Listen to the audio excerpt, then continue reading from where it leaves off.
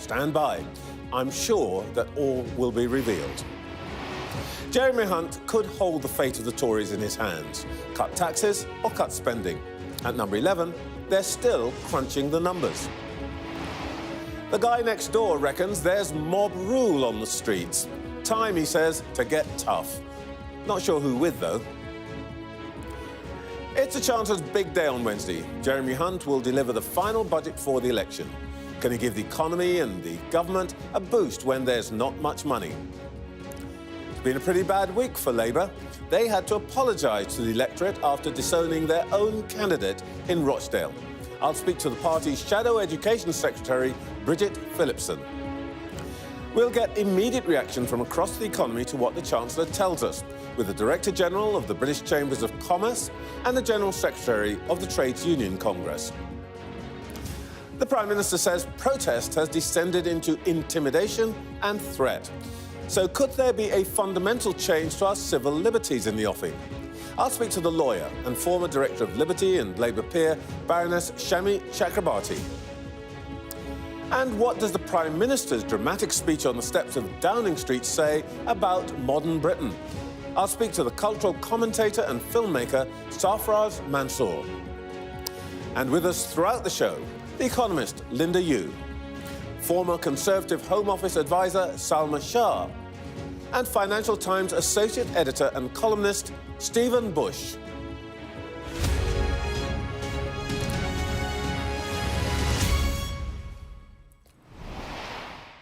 Welcome to Sunday Morning with Trevor Phillips. Say what you like about George Galloway, and many people do, but when the Rochdale victor says that the tectonic plates are shifting in politics, I think he's got a point. Something real is changing. First, in Thursday's by-election, candidates representing parties which had no previous representation in the House of Commons took 60% of the votes. More broadly, the political world, usually consumed at this time of year by budget speculation, is dominated by rows about race, religion and language. The Prime Minister warned of growing extremism. The Leader of the Opposition agrees. MPs speak darkly about death threats and intimidation. I wouldn't for a moment minimise any of this, but I'm descended from generations of African Muslims. When I was born into an immigrant family in North London, the only people who didn't move out when my parents moved in were the Jews and the Irish. So to me, identity really matters. Words like racism, anti-Semitism and Islamophobia should be too weighty to be deployed as accusations flung at people with whom we disagree politically. We've got a long campaign to go this year. On this programme, at least, we'll do our best to separate the everyday back and forth of politics from the deep moral stain of racial prejudice, from which no party is truly free. A little earlier, I spoke to the Chancellor, Jeremy Hunt. Good morning, Chancellor. I know you won't give me an indication of what is actually in the budget, and nor should you, but let's just start with what is technically possible. Given that the economy is in recession, do you actually have any room for tax cuts? Well, it's going to be a prudent and responsible budget for long-term growth. And when it comes to tax cuts, I do believe that if you look around the world, countries with lower tax tend to grow faster, North America, Asia. And so I do think in the long run, we need to move back to being a lower taxed, more lightly regulated economy. But it would be deeply unconservative to cut taxes in a way that increased borrowing, wasn't fully funded. I think, if I think of the great tax-cutting budgets of the past, Nigel Lawson's budget in 1988, the reason that was so significant is because those tax cuts were permanent, and people need to know that these are tax cuts you can really afford. So it will be responsible, and everything I do will be affordable.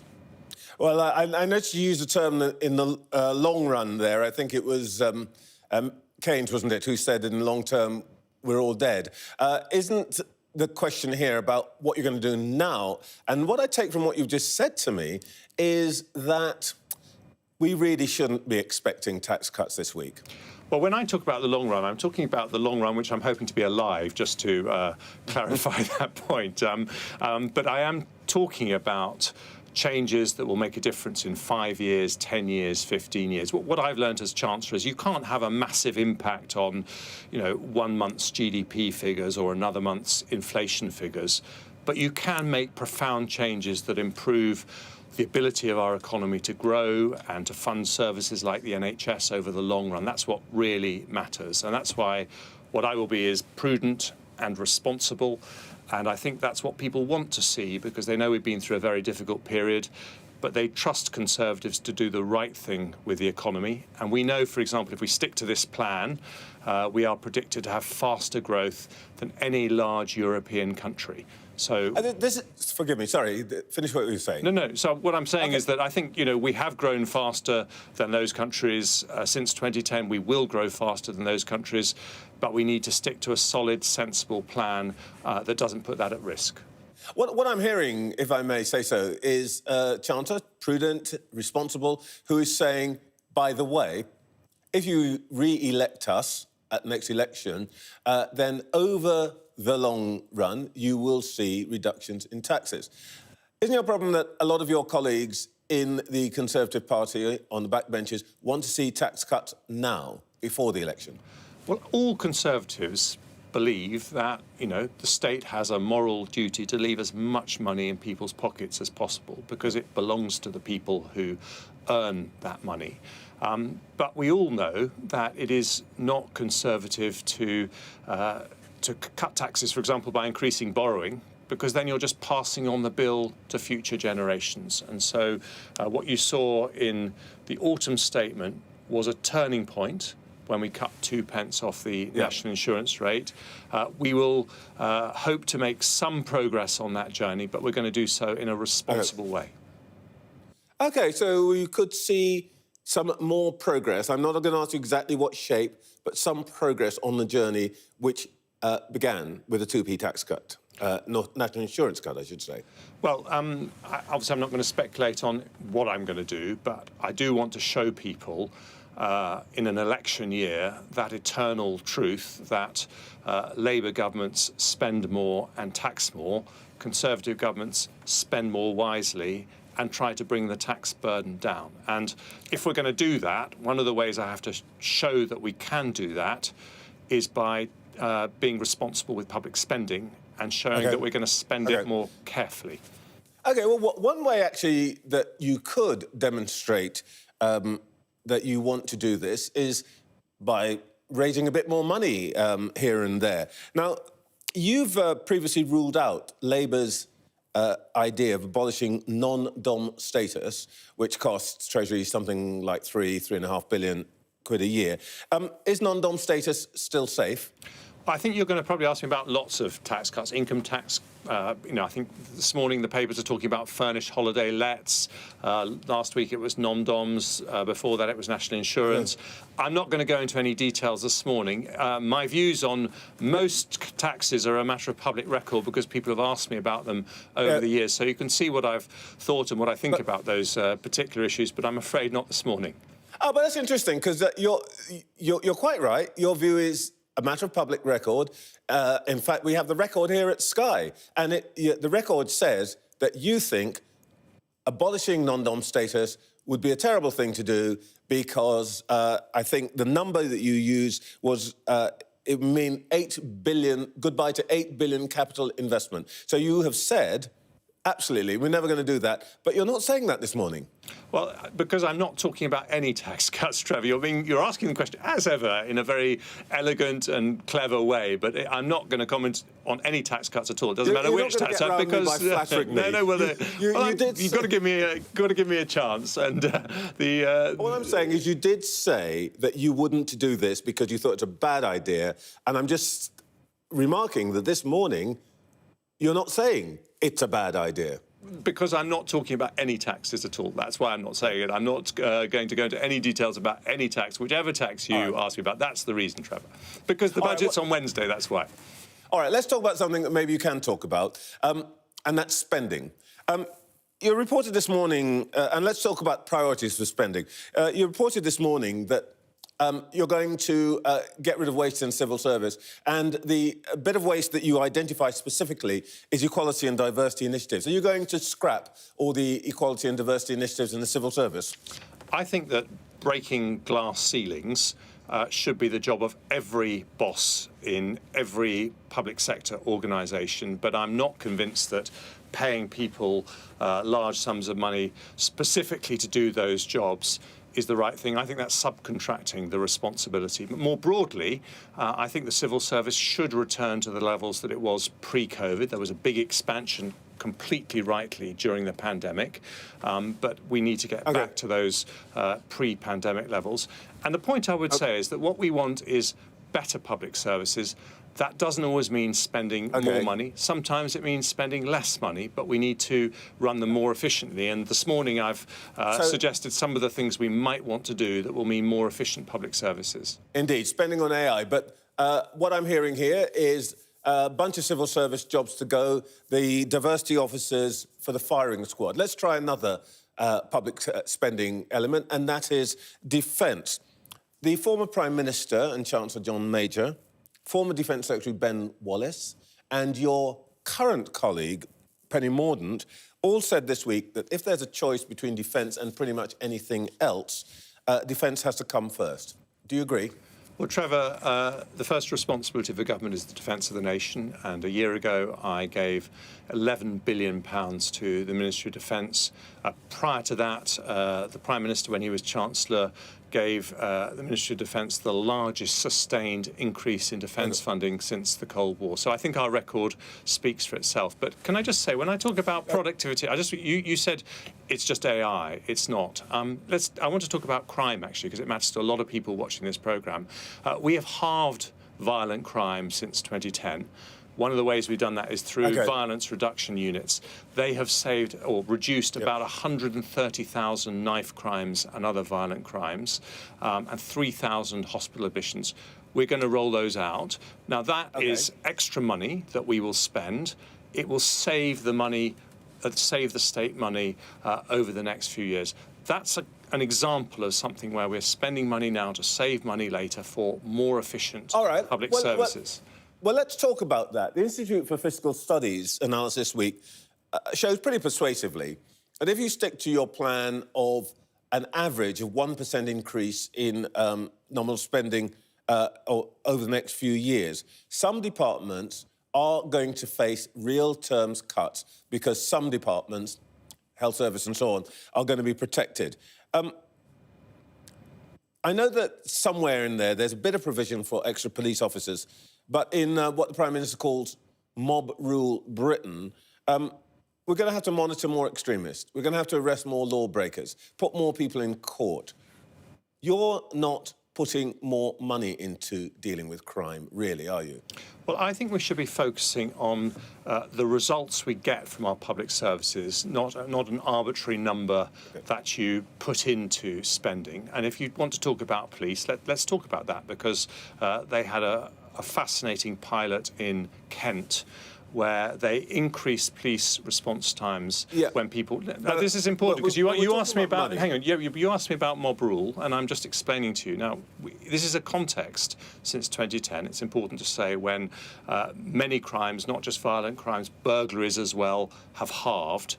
But in Kent, they got the police response time down to 3 minutes when they allow people to report crimes by video, and they increased the arrest rate by 50%.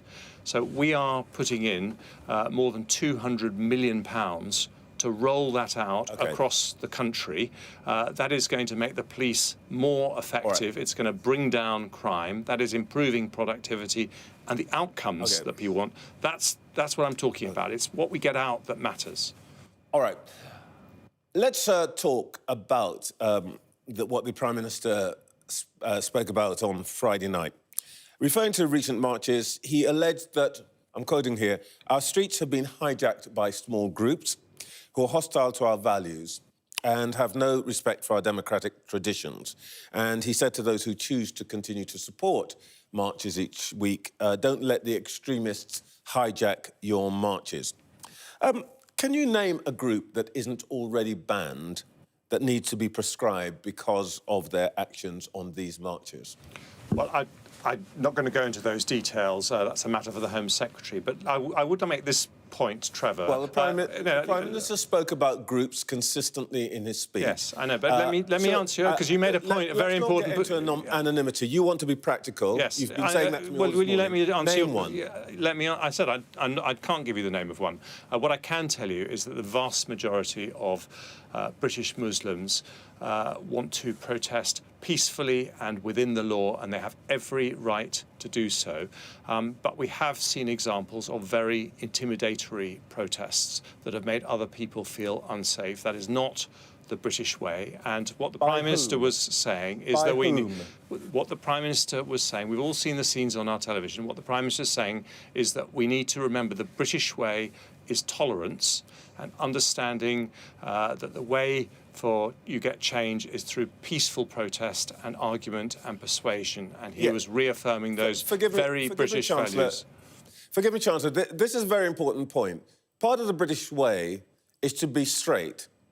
When you say we've seen these protests and these people, which people are we talking about? Who are you talking about? I'm talking about the scenes I've seen on television. I'm talking about the emails I've received from people who've been terrified by what they've seen in some of these protests. And I'm also saying, Trevor, very clearly... No, let me finish. You must... It's a very important topic. That the but vast... You're not answering the question I'm asking you. No, I'm telling you... Who is it that you're talking about? I don't know intimidatory? Trevor, with the greatest respect, I don't know the names of people I see on television. What I do know is that I've had emails from people saying they are absolutely terrified, Jewish people absolutely terrified to go out of their houses because of some of the behaviour of a small minority. What I'm also saying is the vast majority of people on these protests want to do so peacefully and within the law, and we absolutely respect their right to do so. But when lines are being crossed, we need to call it out, and we need to be active in calling out extremism for what it is. I've let you answer, but if you wouldn't mind answering my point.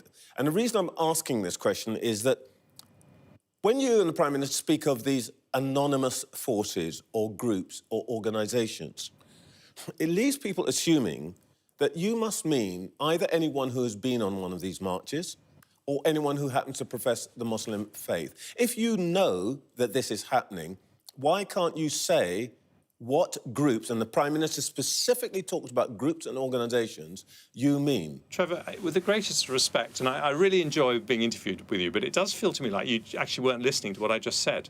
I listened to exactly what you said. What I just said was the vast majority of people are protesting peacefully. That's not the point. And I did not say these people who aren't doing that are anonymous. I said I just happen not to know their names because I look at someone on television and just like you, I don't know their names. So I think I've answered your question with the greatest respect.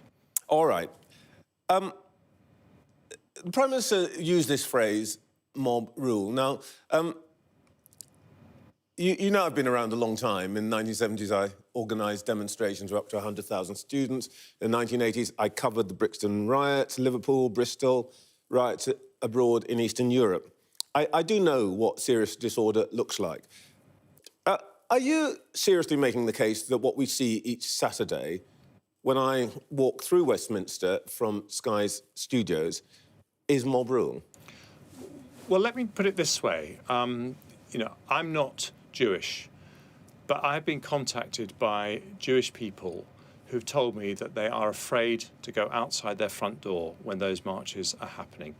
And I think it is very important that we restore the social fabric of this country so that people understand that when there are demonstrations, they will be peaceful and within the law, and they are not intimidatory. And I think we have seen some of that, and the Prime Minister was rightly saying we need to call that out.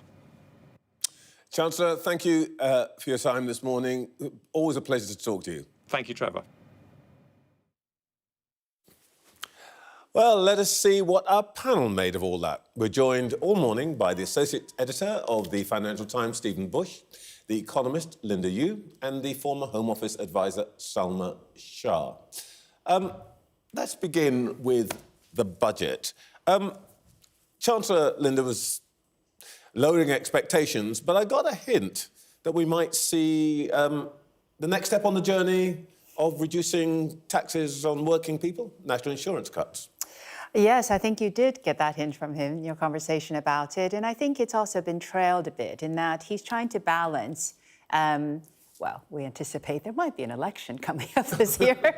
So he's trying to add to what he did at the autumn statement, which is the cut by 2p, national insurance. And I think if I were phrasing it, and this is not exactly how it's been phrased, so let me be quite clear, is that the economy is recessionary. So if you put a little bit more money into people's pockets, it actually helps support, supports people, supports households, supports businesses. But the balance is something we're all very familiar with, which is he doesn't have a lot of scope to meet a fiscal rule that says that debt for the overall economy needs to be shrinking as a share of GDP over the course of the parliament. So in a sense, he would like to, I think, support demand, but what most businesses, and this is a fascinating report actually from his own constituency, is that businesses want to see investment over the longer term rather than immediate measures now.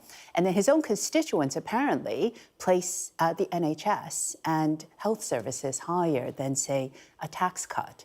And so I do think there is a sense that the broader picture is probably important to stress, because what I just described is that balance between the short term and then the longer term, which is what you were talking about. And it is true, it was Keynes who said, in the long run, we're all dead. So economists are useless if you're talking about that. But I think the point about having a strategy, a vision to invest, to grow, and to improve services, I think that, if that was the message, then any immediate cuts to either national insurance or income tax, I think that would be a better context for it. And just to finish, he has a very small amount of room to do this. So the latest forecast. This is the famous headroom.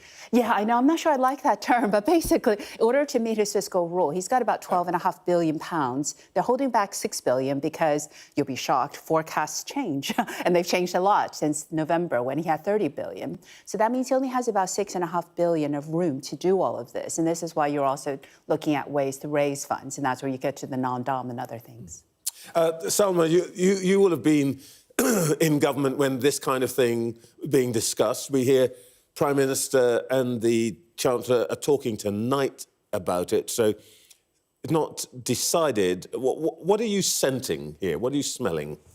So I think it's interesting, and just to build on what Linda said, yes, he doesn't have a lot of room. He's obviously trying to put out this message of creating some kind of stimulus for the economy and trying to sort of have an electorally sort of motivating picture, whether it's about tax cuts or potentially national insurance cuts, sort of getting that key business audience back on side as well. But it does feel like there is it's a little bit muted as far as the politics are concerned. There aren't the big giveaways. There isn't that kind of traditional rabbit out of a hat that we always talk about at fiscal events. But also, I'm intrigued that to see whether they actually stick to the fiscal rules and whether what they announce might not be a change in the way that they're thinking about prudence, for want of a better phrase. Prudent responsibility. Prudence showed up a lot this morning already. Stephen, we're talking to the boss of the British Chambers of Commerce a bit later, but on this panel, you know, you represent the business community's newsletter, the Financial Times. What do you think they're going to make of this? To be honest, I think most people, regardless of what they do in the United Kingdom, and indeed most people worldwide, have sort of switched off from the Conservative government. They look at what's happened other than this very unusual by-election we've had last week, they look at by-elections over the last couple of years, they look at the polls, and they kind of go, OK, there will be some kind of giveaway. And really the question in everyone's mind is not what's Jeremy Hunt going to give away, but how on earth is Rachel Reeves going to claw that money back? Because when we look at the very, very austere spending plans envisaged for Jeremy Hunt to meet his fiscal rule, I think everyone assumes there is not a chance in hell that Rachel Reeves would even want, let alone be able to get away with that kind of cut past her own party. So we're governed by there is no money, really? Yeah, essentially. I mean, obviously, the difficulty is, right, is that as we've seen since about 2017, there is not an appetite for further cuts in public spending. Every time the government has tried, they've faced some kind of internal or external revolt since about 2017. There's clearly also not a lot of appetite for further tax rises. I mean, when Rishi Sunak did that as Chancellor, it blew up his leadership campaign. The Conservative Party reacted by electing Liz Truss, and we all know what happened after that. And the Labour Party is also going to inherit this situation where, OK, most Labour MPs are relaxed about tax rises, but most voters perhaps aren't. And until you unlock that more tax, less spending thing, you're stuck. It's interesting because Jeremy Hunt's also been out today in op-eds and interviews in The Telegraph, sort of talking about efficiencies and reform, but there doesn't seem to be anything that's underneath that to say how are we going to control government spending. So, you know, obviously we can talk about sort of tax in terms of economic stimulus, but there is that part about government spending which actually isn't well addressed, and because there are no specifics attached to it. What are you going to do about pensions? What are you going to do about NHS spending? And actually, I think Labour's been bolder in terms of talking about how it's going to reform, you know, those entities and those departments. Well, his big initiative here, I asked him about this, will apparently to line up all the diversity and inclusion officers in Whitehall and shoot them and save, I don't know how much on that. But actually, that in a way takes us to the other half of the week's politics, because we saw the Prime Minister on Friday talking about democracy in danger. There's been a lot of kerfuffle about Lee Anderson, about Rochdale and all of that. Now, you know, I think all politicians are pure as the driven snow, but there is a cynical point of view that says what the government's doing this week is trying to divert attention from the economics onto these kind of identity issues, because they've got nothing to say on economics, but they can make a big deal of this. I know that, you know, you wouldn't be as cynical as that, Salma, but can you imagine anybody taking that point of view? Yes, I absolutely believe that politicians can be cynical on occasion. Look, I as a Conservative, there's no sort of secret about my sort of political affiliation. I found the speech on Friday night confusing because I wasn't sure what this sort of policy announcement that is essentially what government is already doing, it's sort of a little bit of an increase on what the government's already doing, why that warranted a big speech outside Downing Street. You know, it wasn't like the Prime Minister was having some kind of declaration of war. And I found some of the messaging, you know, we'd already had the Shawcross report about Prevent. You know, some of the stuff around the messaging. The anti-extremism programme. Yes. We've had some of that already, and sort of implementing that, I think, is a very good thing to have done around the very serious issue of extremism. I think sort of conflating it, which is what seems to be happening, conflating it with democratic process, conflating it with mob rule, conflating it with identity politics, I think actually that makes people like me a lot more confused about what the government's stance is and what their picture is. Were you any clearer, Linda? No, I'd agree with that. I think when he said he was going to make this announcement, I think there was a bit of, oh, wait, what? You know, what is the policy announcement? And I think, you know, sometimes it is a challenging week. If I were to be a little cynical, I think addressing big values, I think, can either pay off or backfire. And I think that's probably... the jury is out at the moment on something like that. But, you know, as technical as the budget is, I think that by the time we get to about Wednesday or Thursday, unless something else comes through on the values point, I think we are actually going to be looking very hard at standards of living, whether or not then we might have a general election, will there be a change in direction? Because ultimately, you know, people, you know, care about values, but they also care about the fact there's a cost of living crisis and indeed the quality of services. So coming back to the point about how do you improve services, there's a technical investment that's going to be made around automation. But I think the big problem is that we haven't had a spending review. So it's very hard to know what services will look like in the coming, you know, year. Stephen, are you getting anything from this, let's call it mood music? So, to be honest, actually, I'm going to break slightly from the cynical consensus here, which is actually, I think, one, if that had been a cynical speech, it probably would have been better. I think, exactly as Salma says, right, what was weird about it is Rishi Sunak wasn't really adding anything to the existing consensus on what the shape of the terror and extremist threat are, you know, Islamism and the far right.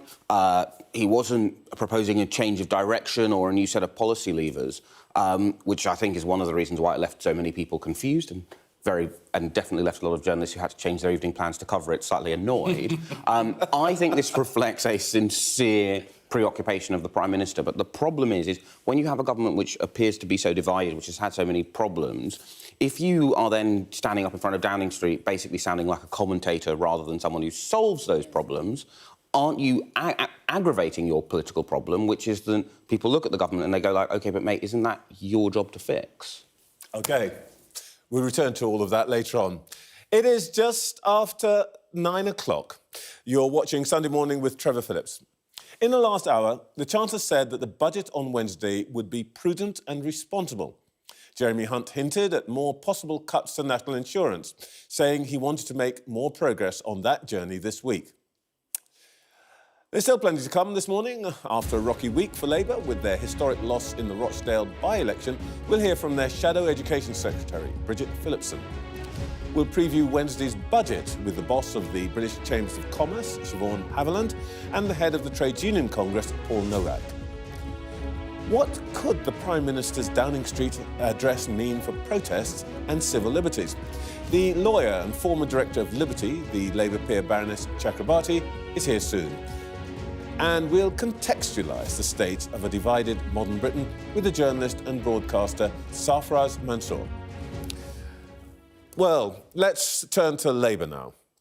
After a difficult and embarrassing week for the party, when Sir Keir Starmer apologised to the people of Rochdale, where the party disowned its own candidate for anti-Semitic remarks, meaning people could not vote for a candidate of the official opposition.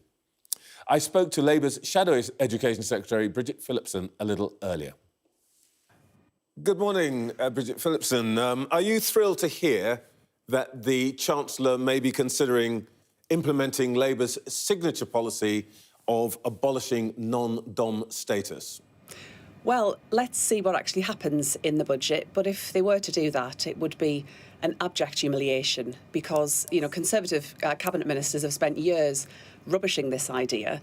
If they were to do it, I think it would just demonstrate that it's Labour who are leading the charge where it comes to the battle of ideas in our country.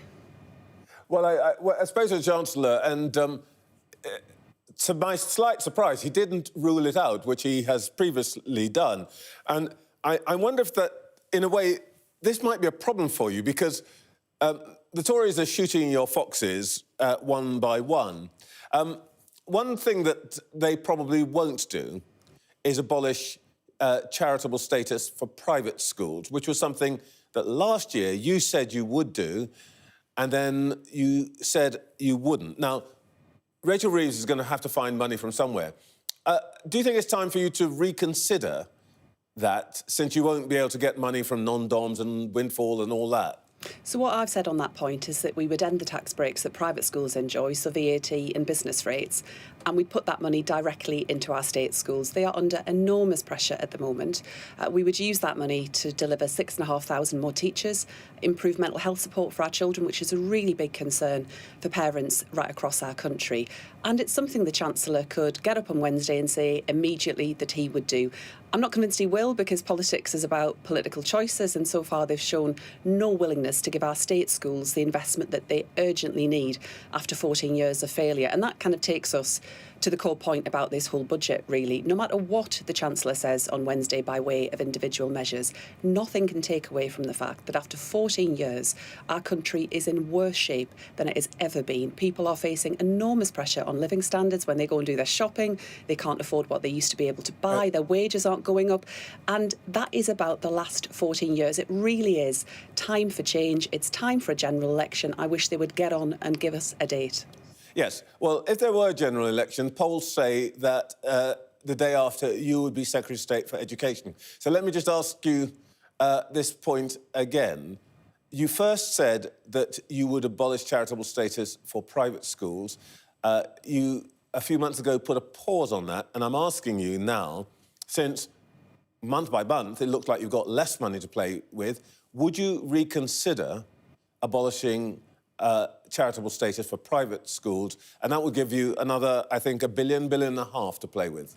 Well, not the charitable status, but rather ending the tax breaks. Absolutely, we will press ahead with that. The Independent Institute for Fiscal Studies have been clear that that will raise between £1.3 to £1.5 billion. And if I were Education Secretary, I'd be making sure that money went directly into our state schools, making sure we've got more teachers, better mental health support, more support for our teachers. It is my priority to make sure that state schools, where the vast majority of children and young people in our country will attend, have got the resources and the support that they need in order to make sure that all of our children get a brilliant start in life. So absolutely, if I'm Education Secretary, we will make sure we deliver on that. If the Chancellor brings in a cut in national insurance, Labour's policy has been that you support any cut in taxes for working people, which that is. If he brings in another national insurance cut this week, will you stand by that or will you reverse it? Well, I'm not going to get into too much of the speculation about individual measures that we might or might not see, and we'll look carefully at whatever he says in the budget. But ahead of this budget, they've been all over the shop. I mean, we've had a range of different ideas floated. Forgive me for being a bit sceptical about what they might say. You guys are thinking that you're going to be the next government, and the viewers and voters want to know what you might do. So can we just deal with the question of whether you would reverse any tax cuts that he gives to working people? Well, you're asking me... Let's make it a matter of principle. Sure. You're asking me to engage in a hypothetical on a budget measure that hasn't been announced. But in terms of the principle of what we want to see in the budget, you know, working people are paying more in tax than they've paid since the Second World War. And I don't think it's right that time and again the Conservatives have gone to working people and asked them to contribute more and more. 25 tax rises in the last Parliament alone. And I want to make sure that we've got a fairer tax system overall. That's why those measures that we're talking about in terms of the non-dom tax status, raising money by ending the tax breaks on private schools, closing that loophole on private equity, will give us a really important way of investing in our public services and making sure that we have a fairer tax system overall. But I'm not happy about the fact that working people are being asked to make up all of that. And we've previously opposed the government where they'd sought to increase national insurance in previous budgets. All right, let's talk about the politics of this week. I know that the Labour position is that had you had a proper Labour candidate in Rochdale, you would have won it and so on. The arithmetic doesn't really hold up. Labour voters didn't stay at home. They simply switched to other candidates, particularly the two non-establishment candidates, Galloway and Tully, who took 60% of the vote. So you wouldn't have beaten George Galloway even if you had had a candidate. Isn't that a topic for worry? Well, I deeply regret the fact that the party had no other option but to effectively not field a candidate within that by-election to withdraw our support. I'm very sorry that we ended up in that position, but it was necessary, and Keir Starmer took the action that was necessary in order to demonstrate that the Labour Party has changed and that we cannot stand for such unacceptable comments. But what I can say is that come the general election, we will make sure that we've got a great candidate in place that can win back the support of people in Rochdale and can deliver an MP for that community that will bring people together rather than stoking division, which I fear, sadly, is what we're going to see in the months to come. So you think this is just a one-off? This is not going to be something that might happen, that there might be other candidates? Because one of the things that strikes me, and the Labour Party said it's inquiring into this, the comments that your candidate Azhar Ali made, and for which he was disowned, took place in a meeting of Labour councillors and other Labour officials. And what is striking is that he made these comments about Israel, Gaza, about Jewish control of the media, and not a single person challenged him. Now, what has happened to Labour's inquiries into the other people who are at that meeting? And how do you know that this isn't a view that is held more widely than that single individual? You'll understand that politicians are not directly involved in investigations into disciplinary matters such as the one that you're talking about. But it is right that all complaints are investigated. The Labour Party has robust processes now in place to make sure that where complaints are received about unacceptable conduct, including the kind of conduct that you've just described, that there will be a full investigation and action will follow where it's merited. But you'll appreciate that I'm not involved in that investigation, nor would I expect to be, and therefore there are limits in terms of what I can say by way of timescale and process around that.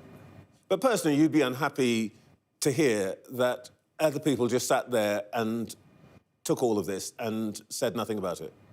Well, I think, of course, we have a responsibility, each of us, to challenge comments where we hear them, where they are racist or hate-filled or unacceptable or prejudicial. So, yes, of course, but all complaints, in terms of the nature and substance of complaints, will be fully investigated in line with our processes. We do have strong processes in place, and of course that was why we ended up in the position of withdrawing our support from the candidate in Rochdale, because of the fact that we will not tolerate unacceptable conduct. All right, look, one last point. There's a danger, I think, that some people believe that Labour's being a bit complacent here. Isn't there a clear signal, what's happening on the streets, on this vote, that you need to think again about your policy on Gaza? Your colleague Jess Phillips told our Electoral Dysfunction podcast yesterday that there is a clear problem with Muslim communities feeling represented currently by the Labour movement. They've been saying for some time, we're losing faith. Isn't there a deeper problem for Labour? What I believe is most important where it comes to the position that we take on foreign policy and in other areas such as the one that you're describing is that we do so in a way that is responsible and is in keeping with how we would seek to conduct ourselves if we were to form that next government later this year, if the British people put their trust in us. So what we've been saying about the situation for a very long time now is that we do want to see more humanitarian aid getting into Gaza. We want to see the release of hostages, and given the scale of what we're facing at the moment... But it's not working, is it? Not working in which sense, sorry? In terms of your core vote? Well, I think we have a responsibility to seek to do what is right and what we believe to be the responsible approach, and that is humanitarian aid into Gaza, the release of hostages, and absolutely an immediate humanitarian ceasefire. We all want the fighting to stop. It is intolerable what we are seeing, the scale of human suffering in Gaza, and I remain also deeply concerned about the plight of Israeli hostages too. OK. Bridget Phillipson, thank you so much for your time this morning. Well, we've spoken plenty about the budget and have now heard both from the government and from Labour. Let's see what business and the unions think of what they've heard this morning. So I can speak now to Shevaun Haviland, who is the Director General of the British Chambers of Commerce, and Paul Nowak, who's the Secretary General of the Trade Union Congress. Good morning, Shevaun. Morning. Did anything that you heard from the Chancellor this morning lift your heart? So, it's always great. Well, what did we hear from the Chancellor? Some progress towards tax cuts, possibly. It's always great to see things that put money back into people's pockets. Businesses like to see that, obviously, if they spend it. But I think what we would say to the Chancellor is we need to think about things that are long-term, Trevor, that are sustainable for the economy, and focusing on a thriving economy, growing businesses, of course, mean more jobs, which means more taxes, back to you, Chancellor, and taxes that can pay for our public services. So we need an economy that's firing on all cylinders. He made an interesting point, though, which is that for some businesses, or at least he made the case, that for some businesses, tax cuts might be attractive, but actually what's more important is putting money into, not his words, my word, infrastructure, future development, technology and so on. Where are your members on that? So, look, we're in a difficult economic situation. The good news is our latest quarterly forecast has seen sort of some positive news. We're going to come out, I think, of this technical recession fairly swiftly. We're looking at about 0.5% growth this year, so it's still really tight. And what we're saying to the Chancellor is, it's great. You said it to him when you met him this week, did you? I did meet him this week, yeah. I always meet him before any fiscal moment. Great to see, what he put in place in the autumn budget, full expensing, business rates relief. And this time round, What we want to see is business and government working in partnership to build that momentum. So we want to see movement on planning. We're building a planning fund. We want him to match fund that. We want to see him look at VAT threshold. So as a business, you only pay VAT once you get to £85,000 turnover, but that is stopping business growing. We want to see movement on international tax-free shopping and skills. I want to come back to what you want in a second, but let me turn to Paul Nowak from the TUC. Paul, I think you listened or saw the Chancellor's interview. Are you cheered up this morning? Morning, Trevor. No, I'm not cheered up, and I'm really worried, actually, that what we're going to see is a budget that is long on gimmicks and short on real action to tackle the long-term problems in the UK economy. We're the only G7 economy in recession. We've got persistent problems around productivity, around skills, around infrastructure, as you mentioned. That has a real-world impact on the millions of people that we represent. Wages in real terms are lower than they were in 2008. Household debt is soaring. 70% of the kids who live in poverty in this country have at least one parent who goes out to work. And our public services, Trevor, are in a mess. I can't think of one public service that is better now than it was 14 years ago. So I'd like to see the Chancellor setting out, long-term plans to tackle, growth in the economy, the cost of living crisis, our public services. I don't think he's going to do that this weekend. My expectations are low, and I fully expect Jeremy Hunt to live down to those expectations. But aren't you, in a way, going against a consensus that seems to be growing across both front benches, which is reduce taxes on working people, i.e., translate that into national insurance cuts? And I got the sense that we might see another one. Presumably you'll welcome that.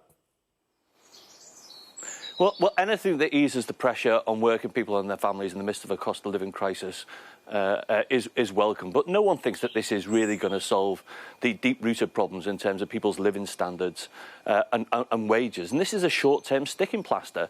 As I say, there are things that the Chancellor could do. He could set out, for example, plans for a real coherent industrial strategy, a properly funded industrial strategy.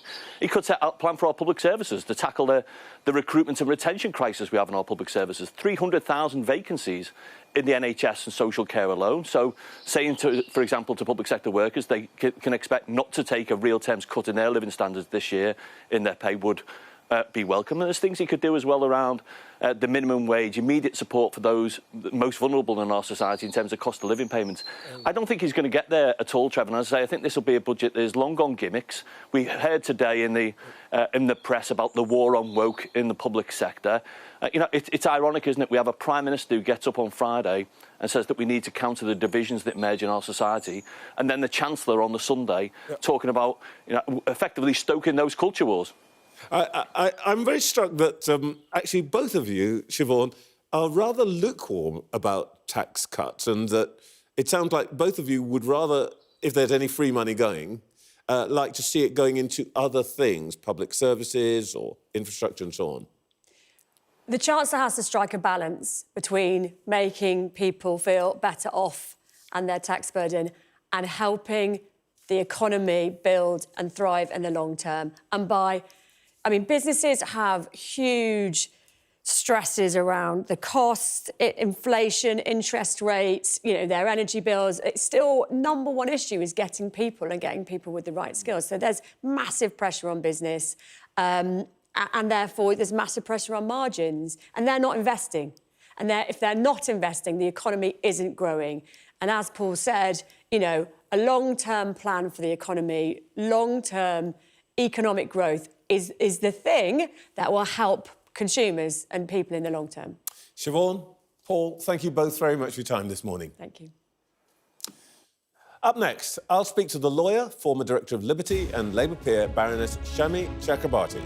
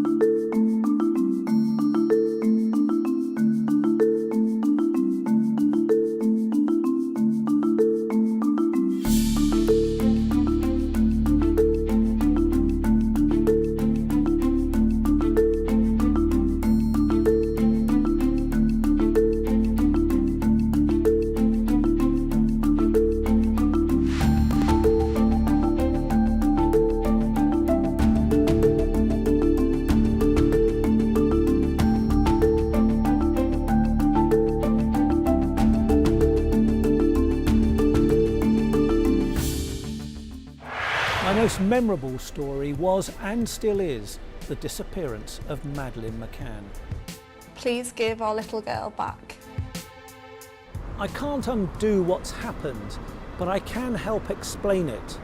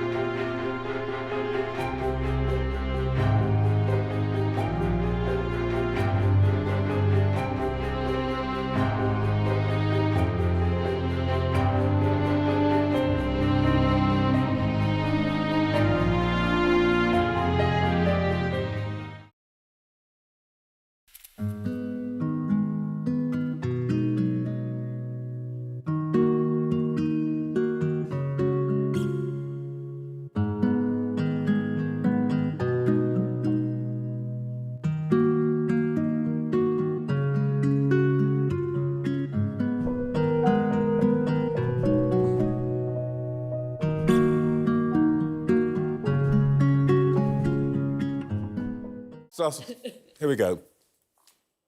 On Friday, the Prime Minister said, what started as protests on our streets has descended into intimidation, threats and planned acts of violence. He said we need to draw a line and called on the police to be robust. So is there really a problem with protest in this country? And could there be a fundamental change to our civil liberties? Well, I can speak now to the lawyer and former director of Liberty and Labour peer who served on Jeremy Corbyn's front bench team, Baroness Shami Chakrabarti. Morning, Shami. Let's just start with one broad question. Whatever the law says, do you think it is justified for protesters to gather outside the private home of an individual, whether that is the government minister, leader of the opposition, or indeed the Israeli ambassador? I personally would always counsel protesters not to do that. I don't think it's good advocacy. Whether it should be lawful or not, as you say, I don't think it's a smart move for any peaceful campaign to be seen to be doing that. And as a matter of law, as a matter of proportionate interference with the right peacefully to dissent, I think it would always be more proportionate to protect people's homes than, for example, protect Parliament or a corporate building. Or public spaces at large. I do think there is a distinction to be made. I think the police are aware of that. I don't think they need lectures from the Prime Minister or me or anyone else about about the sensitivities around personal space and people's homes and families and so on. OK, so that's clear. Let's come to what the Prime Minister said on Friday evening. He said he worried that the law hadn't been properly enforced, particularly on the demonstrations that have been taking place in London. Have you been on any of these demonstrations yourself? OK, let me ask you, as a lawyer, do you think that repeated chanting of the word jihad and the slogan from the river to the sea could cross the threshold of what's now called encouraging a crime? It used to be incitement, I think. I'm always a bit nervous about incitement offences, and I think the incitement offences that I really approve of, and I think that are clearly on the right side of any definition of peaceful dissent, are inciting violence. So I think if you incite violence and if you put people in fear of violence, the law rightly intervenes. However, we now in Britain have a whole host of offences that are much more intrusive than that over speech. And so I think some of these chants potentially do. I mean, we've got laws now about noisy protest, for example, which I think are a real mistake. Generally speaking, and certainly under the latest commissioner, I think the police are quite sensible and sensitive about the way they actually enforce the law. Because remember, policing protest is mostly about keeping the peace. It's about not causing a public order problem yourself because of the way you're policing. There may be many more people protesting than there are police officers. They need to keep the peace, hold the ring, sometimes between rival groups of protesters, rather than strictly enforcing the law. They want to keep people safe. That's the priority.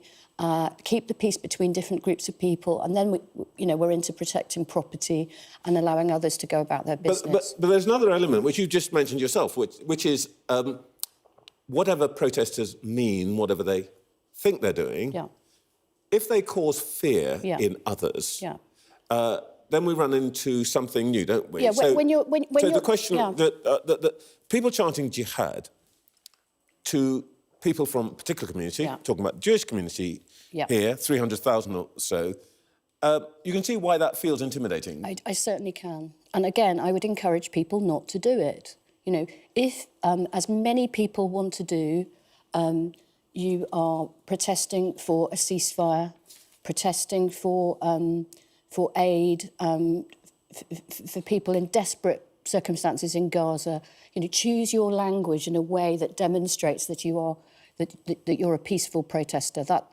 It's smart advocacy, it's good campaigning, it's what I would encourage anyone to do. Well, this is interesting because from what you've been saying this morning, Prime Minister, OK, it's dressed up in the Downing Street lectern and all of that, and there's lots of drama and theatre with it. But basically, he seems to be saying something similar to what you're saying. Don't make people afraid. Don't let small groups hijack protests. No, was he wrong to warn against this kind of provocation? I don't like his theatre, frankly. I think the thing I find most sinister about it is that he's almost suggesting that he has read the riot act to the police. He's called them in. He's told them that he wants protests not to be managed but to be policed. I think in a liberal democracy, and he's now claiming to be a liberal patriot, I think that was the language he used, we don't have prime ministers interfering with operational policing. And so I don't, and this has been happening every so often under his government.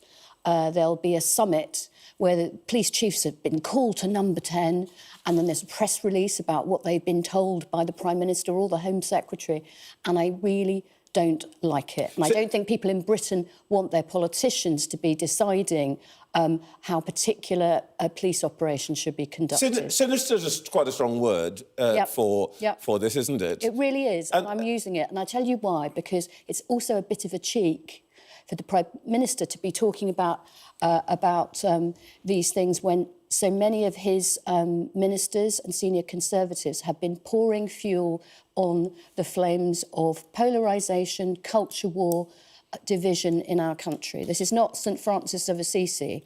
This is the kind of the language of Suella Braverman and Lee Anderson has been a real problem for me, and I think it's a bit of a cheek for the Prime Minister to then come and try and look sort of statesman-like with his reading the riot act to the police about how they should do their very difficult job. I always like it when philosophers show up on our show, but let's just deal with some of the issues behind this very briefly.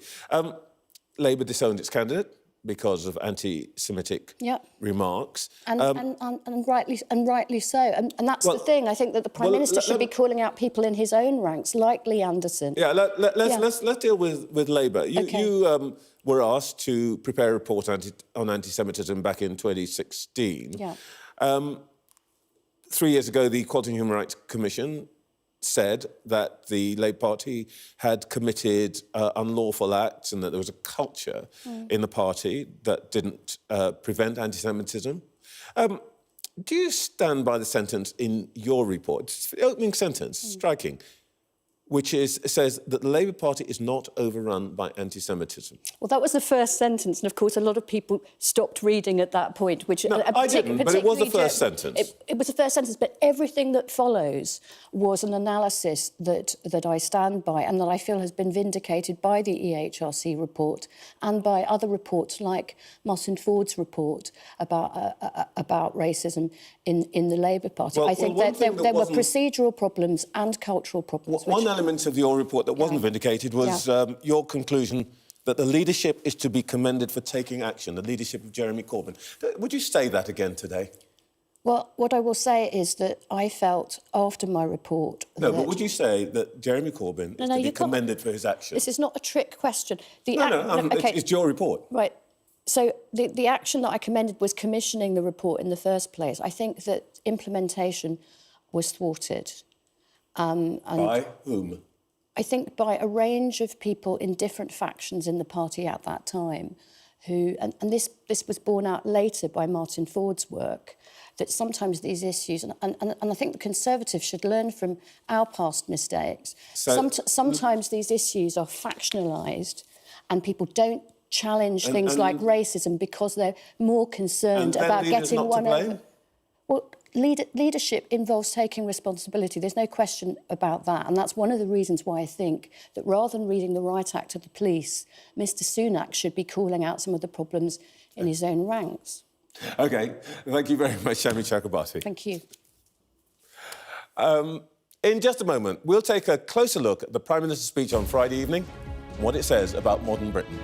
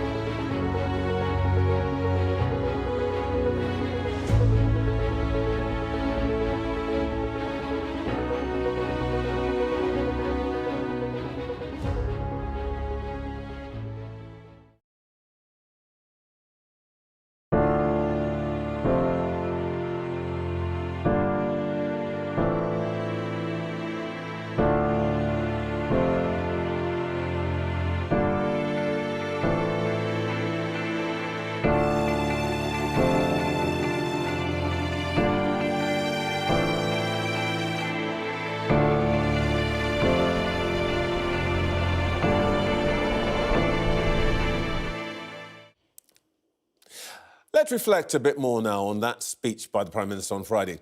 Less the politics, but more what it says about modern Britain. I'm joined by the cultural commentator and filmmaker Sarfraz Manzoor. Good morning, Sarfraz. Hi, good morning. You know, normally at this time of the year, we'd be crawling all over every aspect of the budget. But the heat in politics over the last couple of weeks has really been on what people call identity issues, Israel, Gaza, anti-Semitism, all of that. Do you think there's been something new introduced into politics? Yeah, and I don't think it's just about the last couple of months. I think it's something that's been going on for a few years. I think part of it is that, you know, some of the certainties that we grew up with, and which is certainly I grew up with, you know, in this country over the last few decades, I just feel like they've started to crumble more recently. I just want to give you some, like maybe 4 examples. When I was growing up, for example, there was a certainty that if you were a white man, you were basically entitled to run and rule everything. There was a certainty that the empire was a good thing and that nobody would ever question how and why Britain became the country it was. There were certainties around gender definition. And on the other side, there was a certainty that if you were a person of color, the dominant experience of your life was going to be racism, and it was going to limit how you lived and what you could get on with. I think all these certainties have crumbled, even in my lifetime, and political parties weren't really designed to kind of discuss these sorts of things. They were designed to talk about power and to talk about class. And I think that disconnect between trying to work out what we are now, given these crumbling certainties, with political parties who don't really know how to talk about it, I think that partly explains why, as you talk about, identity and culture have become such predominant issues. I mean, it is a remarkable feature that on this programme, when we try to talk to people about, you know, these questions of anti-Semitism or identity and so on, it's quite interesting how, if you like, reserved politicians become. Their language gets very sort of defensive and so on. Do you think that this we've got a system that can sort of adapt to some of these new realities? Is it just a phase, or have we got to think differently about politics now? I mean, I think part of it is about who is speaking about this and whether they lack conviction and clarity. So you were talking to earlier on about Sunak's speech, and what really struck me was that it felt like it was something born from calculation and cynicism rather than conviction. And I think at the moment we have too many politicians, and I say this on both sides, who seem more comfortable in banalities and fudges and, you know, and sort of spouting pieties, rather than actually speaking with conviction. And therefore, if you don't have people who can speak with clarity and with nuance, then I think that this territory gets surrendered to people who do speak with conviction, even if what they're saying is absolute nonsense. The other part of it is, how can you talk about issues without it seeming like you're undermining the subject? So it should be possible to talk about the challenges that come with multiculturalism, for example, without it seeming like you're being malevolent and malign about the notion of it. So I think that's the challenge. And frankly, you know, you said before that you found it hard for politicians to get politicians to talk about it, because you have to be brave, you know, and why would you be brave when there may be votes that you could be losing as a result of that bravery? Yeah, you don't want to, by the way, expand at all on the phrase absolute nonsense, do you, this morning? I mean, where do you start? I mean, I just thought, you know what, if Mr. Sunak actually had any courage, if he actually meant what he was doing rather than just making it about political theatre, you know, never mind Lee Anderson, who's, you know, he's sort of, you know, he's more of a TV show presenter come politician rather than the other way around, maybe. But, you know, when you've got Liz Truss saying that potentially a jihadist party was going to win in Rochdale, I would have respected him so much if he'd called that out. That would have meant that he actually believed it. And you know, the irony about this is that he's got an amazing story he could be telling about Britain, but I don't think he told it. I am bound to say, and I think it's fair to say this, that neither Lee Anderson nor Liz Truss is on the programme this morning. Though, by the way, Liz, if you want to come on, there's next week, always. And I imagine they would both say that you slightly misunderstood their intent. No, I was just going to say, I think if you had a far-right podcast, you'd probably have more chance of Liz Truss coming on. OK. She's not... no, all of the people you've mentioned are not here to answer, but I hope that at some point they will come on to do so. I mean, part of the issue here, actually, you're a sort of specialist in this, is an issue of language. I think one of the reasons that people are so tentative and fearful is that it's quite difficult to summon up language which is in a sense unambiguous, because you may say something, I mean, I've had this experience myself, and you mean X, but everybody else reads Y and Z. Is there a problem here that we just don't have the language to deal with these issues in a sort of grown-up way?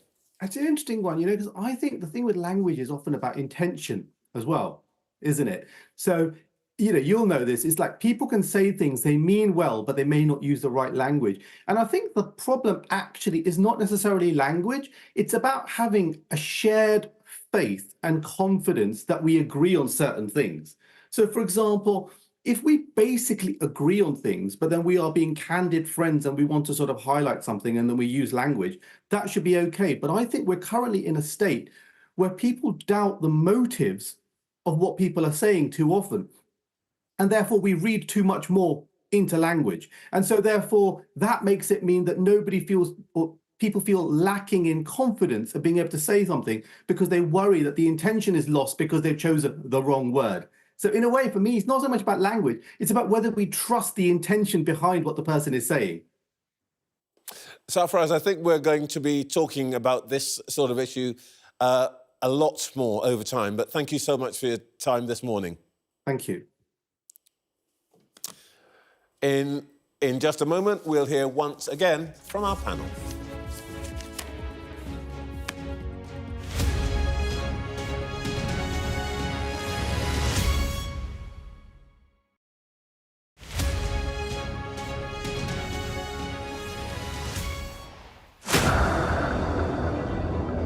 When I hit that water, I felt so victorious. I have had times in lessons where I've been struggling to walk, I've not been feeling well, and in the water, it all fades away and I'm just a different person. And learning to swim has been so freeing. I have sickle cell disease and I can swim. For me, it was kind of, as a filmmaker, I wanted to look at things that were from my community that I could attempt to address. And I think when I came across that statistic, it was so shocking that I almost didn't believe it. And I thought, let me see if I can try and attempt to solve it in 12 minutes, which I feel like we did. Yeah. Well, you take 3 black non-swimmers, all with differing barriers of entry, and you talk about their statistics, and they are shocking. Sport England say 87% of black adults don't swim, and 86% of black children don't swim. Each one of them had their own individual story as to why they hadn't learnt to swim already. We had one guy who had really long dreadlocks, so his hair was always a barrier and he couldn't find a hat to fit his head. Yes, the practical issues as well, isn't it? The practical issues around getting in the water. And with the others, health issues and, cultural issues as well around parents who don't bring, who didn't bring their children to the pool when they was younger or told them to stay away from water. So between the 3 of them, they all had individual issues that were all quite related to their upbringing and who they were as a person. I think when it comes to swimming, I wanted to prove that, black people are not swimming because they're lazy. There's a lot of barriers of entry when it comes to learning to swim that they can now overcome. And I think the common myth is that the bone density of black people is significantly heavier than white people. And that is true. However, the difference between them is so minuscule that it wouldn't actually impact your ability to float. Yeah. So what a lot of black people say is, my bones are heavy, I'm going to drown, there's no point. Let's look at all of these things that over the years we've just used as excuses and see if we can tackle them one by one and overcome swimming and, really make it a space where black people feel welcomed and safe and, as people get older with, arthritis and that kind of thing, that black people can swim.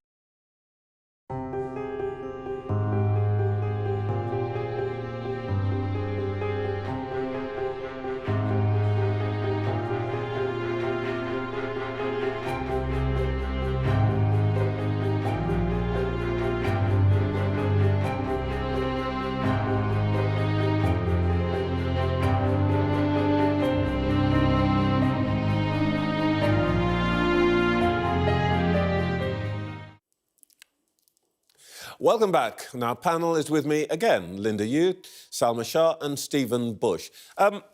Stephen, I found what Sarfraz was saying very interesting. I mean, it's the beginning of a conversation, I think. But, you know, the Americans say, or some Americans say, culture lies upstream of politics. That is to say, there are big cultural changes, and politics is just a reflection of that. I rather believe that. Do you think something's happening? Yes, I think partly because ultimately culture is downstream of economics. And one of the other big changes is that until relatively recently, most of us worked until we died, right? Because the retirement age at 60, 65 was quite close to when the average person could expect to then keel over shortly afterwards. We now have a whole additional extra stage of life, for most of us who are lucky enough to have a good 10, 20, 15 years of fairly healthy, fairly economically independent retirement. And that, of course, also changes politics because you then have a whole group of voters, and we see this right now in the polls, a group of voters who weren't exposed to the Liz Truss shock because they paid off their mortgage or they're in social housing, and they can pursue hobbies and they're maybe civically and culturally engaged. And that, of course, means that you have several groups of people who are going to be much more animated by cultural issues because, broadly speaking, that's the thing the government does that actually touches their lives. So it's an interesting point. I should tell you that there is despair around the gallery at Sky at the thought that I'm going to be here for many more years than I ought to be. But what do you think, Linda? Do you agree with Stephen's analysis?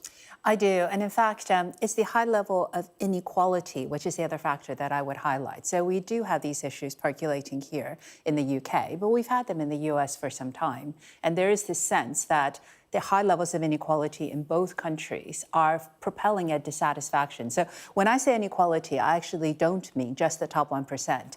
Median real wages, so what the average person makes in the income distribution. In the US, they haven't seen an increase in that pay since the 1970s. And in the UK, we haven't seen an increase since the 2008 global financial crisis. So that is well over a decade. So that starts to create a sense of dissatisfaction. And one of the predictors, coming back to this very nice analogy of economics, culture to elections, is if you looked at correlations of election outcomes, the US has better data on this. If you thought your life was better off than you were 4 years ago, you would have voted for Hillary Clinton in that election.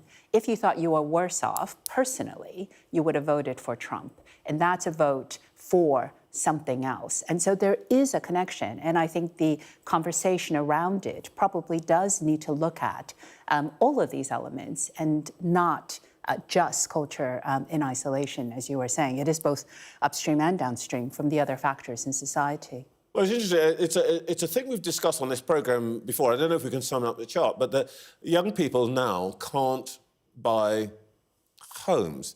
And actually, the fall-off in voting, particularly Conservatives amongst young people, has been dramatic. And some people think that's related to exactly this economic question.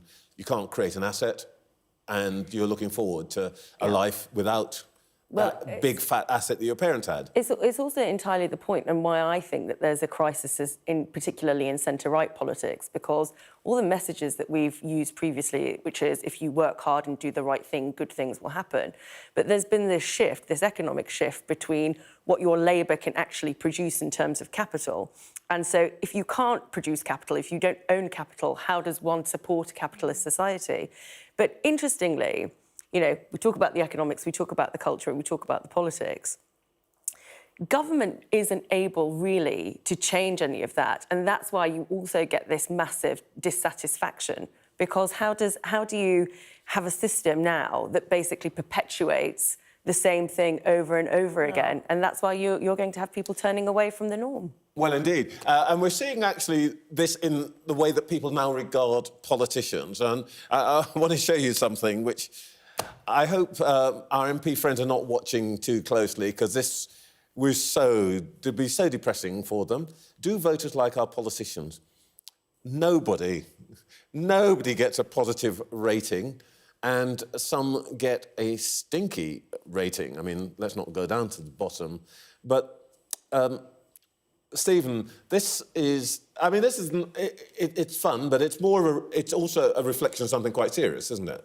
Yeah, I mean, look, the most alarming thing about this really is that the most popular, for a given value of the word most, rather the least unpopular politician is Keir Starmer with a rating of, minus 21, which is significantly worse than the worst rating if we got up a similar chart from 1990, right? Say, or 1992 or 1997. Yeah, if John Major, regarded as a famous loser, if his 1997 figures were on this chart, he would be looking pretty good. And that reflects, I would say, a much broader and deeper sense of disillusionment and unhappiness with the political process, which obviously is a problem and is a worrying sign, because when people are disillusioned with the politics of the mainstream, as Salma was saying, what do? They turn to the politics of the extremes. Mm. I want to come back to this issue of disillusion in a moment, but let me just show you something. We're always on top of the news here on this show. Last night, Brit Awards. This is from 1996.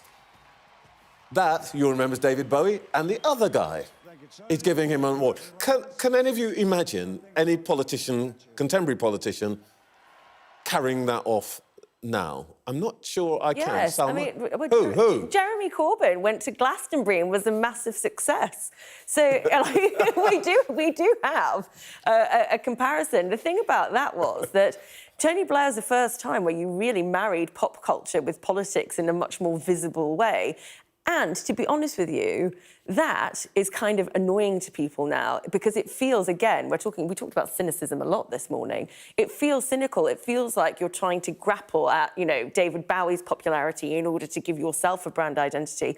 So there's kind of a disingenuous sort of message that's out there about it, where you're rubbing shoulders with the stars. But he got away with it, didn't he? Oh, he got away with it, absolutely. But perhaps that's the reason others don't get away with it now. Well, I'm slightly reeling from the thought that the equivalent is a man who is well into his 70s. Is there not anybody, for example, in the Conservative Party, who is below 50 who could do this? Trevor, my view is that nothing is original anymore. You've got sort of AI coming up with old Beatles tracks and things like that. I think we need a bit of originality back into politics these days. Can I pick up Michelle Obama? Because there is a study in the US which shows that first ladies are actually more popular than their husbands. So I would think she would work on that stage. I think she probably has actually presented in the US versions of this. Yeah, I'm wondering whether near billionaire like Shatta Murphy would have the kind same. But Stephen, Blair was polling north of 50%, I think 54% at that time. These are really very different days now. You can't imagine that. Yeah, I mean... And I think what I'm trying to work out is what's happened? Well, I think a couple of things have happened. I think one of it is just, of course, that we have a slower growing economy, right? When Tony Blair was at the peak of his powers, we had higher growth, which meant you had many, many more win-win scenarios. When you have low or no growth, every scenario becomes a win-lose scenario, because in order to give something to someone else, you have to take it away from someone else. So it was a lot easier to be popular in Tony Blair's era. Then I think some of it, of course, is his...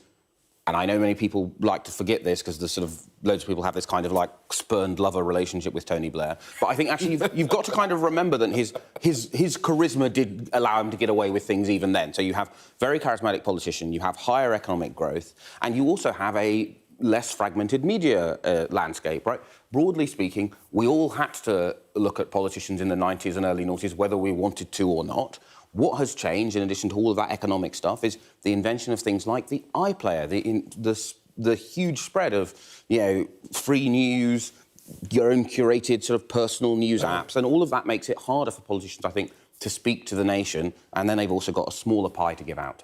Well, look, I mean, besides depressing me with the idea that nobody's watching politics anymore, not true, by the way, I wonder if this is telling us anything about what this long election campaign that I referred to earlier is going to be like.